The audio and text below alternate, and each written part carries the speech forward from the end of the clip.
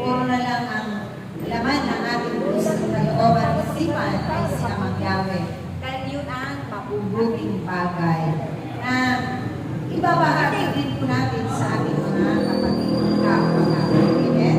Dahil sila ay maunasa nila yung biyaya ng Diyos. Dito pa lamang sa lupa, nakakamta na natin ang biyaya ng kaligtasan, kagalakan, pag-ibig, kapayapaan, na marami ngayong nauubusan na ng pag-ibig, kapayapaan, kahit sa tahanan, kahit sa bayan nila, kahit sa bansa nila.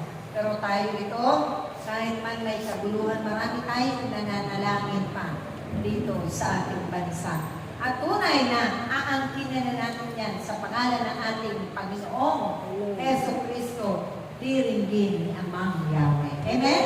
Ang sama-samang pananalangin ay tunay na nakalulusaw ng mga kahirapang iyan, mga salot na yan, at yan ay ating maitataboy sa sama-samang pananalangin. Amen?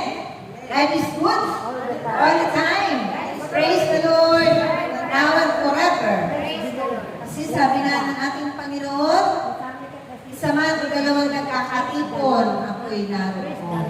Ang lahat ng nananalig at nananampalataya sa Kanya ay hindi mabibigo. Amen? Hindi magkakatumpay. Kung tayo'y patuloy ang ugnayan natin sa ating Panginoon. Tayo na mga sanga at siya ang puno. Kapag hindi tayo nawalay sa puno, yung sustansya ng puno ay ma-absorb natin yun sa pamamagitan ng kanyang mga salita na ating pong napapakinggan. Amen?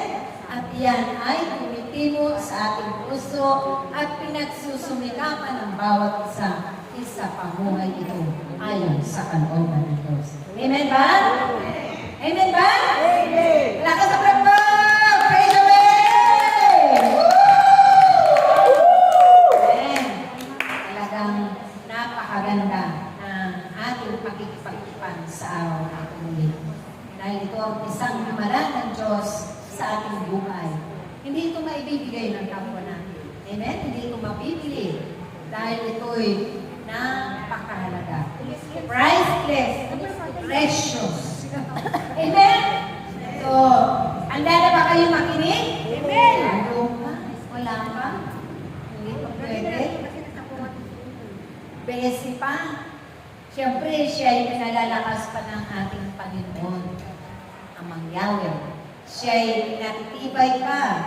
Hinihipo pa siya upang lumakas ang kanyang physical na katauhan, ang kanyang espiritu at kaluluwa maging hindi malnourished. Amen? Dahil maraming pamamaraan ng Diyos para tayo ay kanyang pagalingin. Siya ang ating dakilang magagamot. Wala nang iba.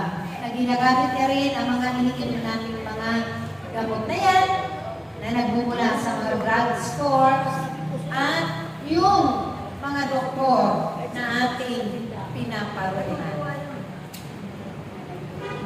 So, handa na ba kayo makinig? Ang nagkabahagi na ipinagalan lamang Yahweh sa hapon ito? Handa na ba kayo, mga kapatid? Amen. So, akin ang tatawagin. Wala akong nilay-nilay. Kahit naman walang nilay-nilay, meron naman. Akin na po tatawagin ang pinagkatiwalaan muli ni Amang Yahweh na patuloy, tunay, na sumusunod sa kalooban ng Amang Yahweh. Tunay na pinupuspos ang kanyang kapangyarihan. Dinaragdagan lagi ang kanyang karunungan at katalinuhan at ang kanyang pananalig at pagtitiwala, pananampalataya sa Diyos ay pinatitibay at pinatitibay. Walang nilitiba ang ating minamahal na ginang ng kubasat ito. Maghahayag tungkol sa paghahari ng Diyos sa ating panahon at sa nababagong panahon. Walang nilitiba ang ating minamahal na kapatid. Inang Puring Manalo, ang ating birthday celebrant. Amen? Malakas sa palakpak sa ating Diyos ng buwan.